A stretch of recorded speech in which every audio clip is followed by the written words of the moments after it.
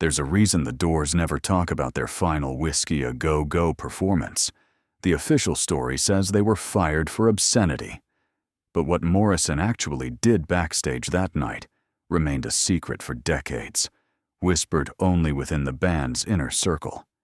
Ray Manzarek called it the moment Jim became someone else. Robby Krieger said he saw something dark awaken. Even the club's staff refused to discuss it on record. 50 years later, the truth is even more unsettling. It wasn't just about words. It was about a transformation. Before we continue this story, consider subscribing to our channel. We bring you the untold stories behind rock's greatest legends, the stories that changed music history forever. Morrison was leaning against the wall backstage, still holding the empty whiskey bottle. His eyes were closed, but he wasn't sleeping. His lips were moving, murmuring words, but no one could hear what he was saying.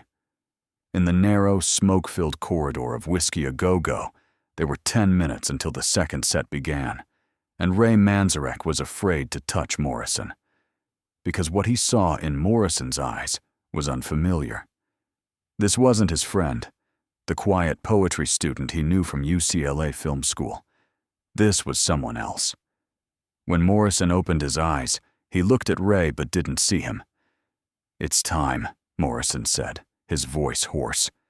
"Tonight it all changes." Ray didn't ask what he meant. He didn't want to ask. Morrison stood up, put the bottle down, and walked toward the stage. There was a determination in his walk, no longer the sway of drunkenness. It was as if the whiskey had instantly evaporated from his body. It was as if some other force was moving him. When the spotlights hit Morrison's face, the crowd of 150 people at Whisky a Go-Go fell silent. John Densmore started that tribal rhythm on the drums. Ray placed his fingers on the keys of the Vox Continental, and that familiar, hypnotic drone began. Robby Krieger added notes one by one on his guitar, each one mixing into the air like a drop of poison. The end was beginning. Morrison took the microphone, closed his eyes, and took a breath. A deep, slow breath. Then he began to sing. "This is the end, beautiful friend. This is the end, my only friend. The end." His voice was unusually soft, almost a whisper. The girls in the front row leaned forward. The chatter at the bar stopped. The waiters paused. Everyone was listening now. Morrison had sung this song hundreds of times before. For 4 months, every night on this stage, he had repeated this song, these words. But this time it was different. The words were no longer just words. They were confessions, cries, the darkness inside him spilling out. The song went on. 5 minutes, 6 minutes, 7 minutes. Morrison was walking on stage, dancing, writhing. His body had surrendered to the music, but his mind was elsewhere. His eyes were open, but he wasn't seeing. He was looking at the audience, but he wasn't seeing them. He was in another world, another time. Then the moment came. In the middle of the song, in that silent, empty part, Morrison stopped. He stopped completely. The music continued, but he was motionless, like a statue. Then he opened his mouth and spoke those words. Words that no one expected. Words that no one thought they would hear. "Father, yes, son, I want to kill you. Mother, I want to..." Morrison's voice was soft, almost tender, but the words were savage. The Oedipus complex, Freud's theory, incest fantasies. It was all there, naked and shameful. Some people in the club held their breath. Some shifted uncomfortably. But no one got up. No one left. Because there was something in Morrison's voice, a reality, a pain that pinned people to their seats. Ray Manzarek looked at Morrison without lifting his hands from the keys. John Densmore stopped the drums, then started them again. Slower. Heavier. Robby Krieger's guitar trembled. All three knew. This was the turning point. Morrison had crossed a line, and there was no going back. The song ended 9 minutes later. Morrison dropped the microphone and left the stage without looking at the audience. There was applause, but it wasn't the usual enthusiastic applause. It was hesitant, shocked applause. People weren't sure what they had just witnessed. Was it art, or some kind of psychological breakdown? When Morrison returned backstage, club owner Mario Maglieri was waiting for him. Maglieri's face was bright red, his veins bulging. "What the hell was that?" he yelled. "You can't say those things here. This is a family establishment." Morrison looked at him, still not the familiar Morrison. "I said what needed to be said," Morrison said, his voice calm. "That's the song. That's always been the song." Maglieri shook his head. "Not anymore. You're done. Pack your things. You're never playing here again." The band members said nothing. They gathered their things, carried the amplifiers, the drums, that heavy Vox organ. Morrison didn't help them. He leaned against the wall, lighting another cigarette. His eyes were still distant, still somewhere else. When they left the Whisky A Go-Go, it was 2 a.m. The Sunset Strip was quiet. The noise of those clubs, cars, and people had died down. Morrison stopped in the street and looked up at the sky. The stars weren't visible because of Los Angeles's light pollution, but he was looking at the stars anyway. "We're free now," Morrison said. "We can be anything we want." Ray Manzarek looked at him. "Jim, we just lost our only steady gig. We have no money, no record deal, nothing."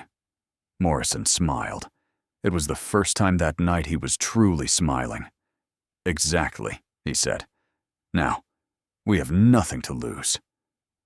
But that wasn't all that happened backstage that night. Before leaving the club, Morrison went to the bathroom. Robby Krieger followed him, worried about his friend. When he entered the bathroom, Morrison was standing in front of the sink, staring at the mirror. Just staring, motionless, without blinking. Robby came up beside him. "Jim, you okay?" Morrison looked at Robby's reflection in the mirror. "I saw him tonight," Morrison said. "Who?" Robby asked. "The Lizard King. He's been inside me all along. Tonight he came out." Robby didn't know what to say. He knew Morrison was on LSD. He knew he was drinking whiskey. But this was different. This wasn't just the effect of drugs.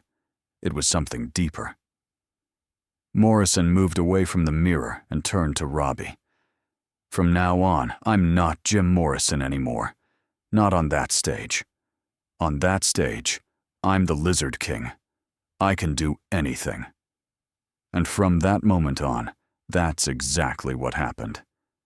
3 weeks after being kicked out of Whisky A Go-Go, the Doors signed with Elektra Records. 6 months later, their first album came out. 9 months later, Light My Fire became the #1 song in America. Morrison's performance at Whisky A Go-Go, that scandal, those dark words spread by word of mouth. People were curious. Who was this man? What did he say that night? Why was he banned? The mystery grew around Morrison. Every concert was now an event. People didn't just come for the music. They came to see what Morrison would do, to see what he would say, what line he would cross, how far he would go. Morrison never disappointed them. With each performance, he pushed the boundaries further. He repeated the banned lyrics from The Ed Sullivan Show. In Miami, he stumbled onto the stage drunk, provoked the audience, and may or may not have stripped naked. But everyone claimed to have seen something that night. Morrison became increasingly dangerous, unpredictable, and uncontrollable. But everyone who remembers that Whisky A Go-Go night says the same thing. Something changed that night. Morrison went on stage as one person and came off as another. The Lizard King was born that night, in that cramped, smoke-filled club in front of 150 stunned spectators. Years later, Morrison himself recalled that night in an interview. "I died that night at Whisky A Go-Go," he said. The person I was, that shy film student, he died. And someone else took his place. Someone darker. Someone who wasn't afraid of anything. The interviewer asked, "Do you regret it?" Morrison paused, thought. Regret? No. But sometimes I wonder what would have happened if I hadn't said those words. If I had just sung the song like always. Would I still be that person? Would I be happier? He didn't answer his own question. He just looked into the distance with that familiar, distant look. When club owner Mario Maglieri died in 2017, he was almost 90 years old. In the last years of his life, he gave countless interviews, told countless stories about the golden age of whiskey, a go-go.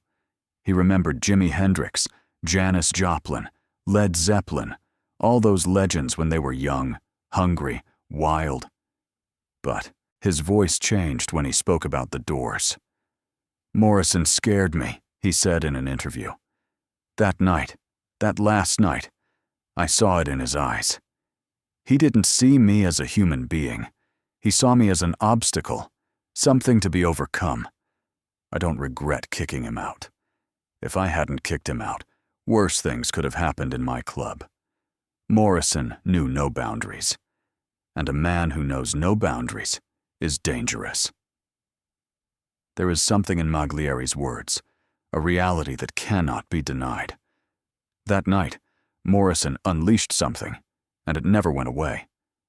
That darkness, that savagery, that lizard king remained inside Morrison, feeding him, growing him, and ultimately destroying him. When Morrison died in Paris in July 1971, he was only 27 years old. The official cause was a heart attack, but there was no autopsy. The questions remained unanswered. The mystery continued. Morrison's body was buried in Père Lachaise Cemetery, and his grave became a place of pilgrimage.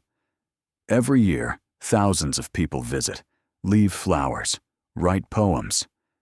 But everyone who visits his grave feels the same thing. Morrison is still there. His ghost, his spirit, that lizard king is still there, waiting, watching. When Ray Manzarek died in 2013, he recalled that night at Whisky A Go-Go in one of his final interviews. "Jim disappeared that night," Ray said. "The Jim among us, my friend Jim, died that night. After that, there was always a distance. It was as if he was living in another dimension. When he came on stage, he wasn't with us.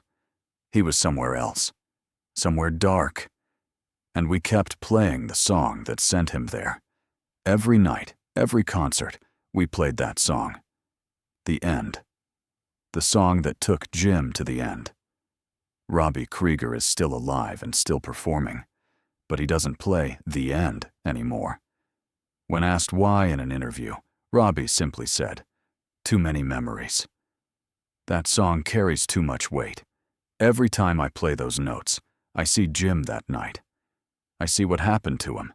I see the transformation, and I don't want to see it anymore. John Densmore, the Doors drummer, wrote a book about the band. One section of the book is entirely devoted to that Whisky A Go-Go night. Densmore writes, "We were just 4 kids playing music. None of us were prepared for what happened that night. Jim opened a door, and something came out of that door. Something terrible. Something beautiful. We never fully understood it, but we followed it. Because as musicians, as artists, we had no choice but to walk through that door." Densmore is right. The Doors made a choice that night. They chose to follow Morrison into that darkness, that mystery, that unknown. And that choice made them one of the most influential, most controversial, most unforgettable bands in rock history. Today, Whisky A Go-Go is still there, on the Sunset Strip, at the same address for 58 years. Thousands of bands have played on that stage. Thousands of performances have been given.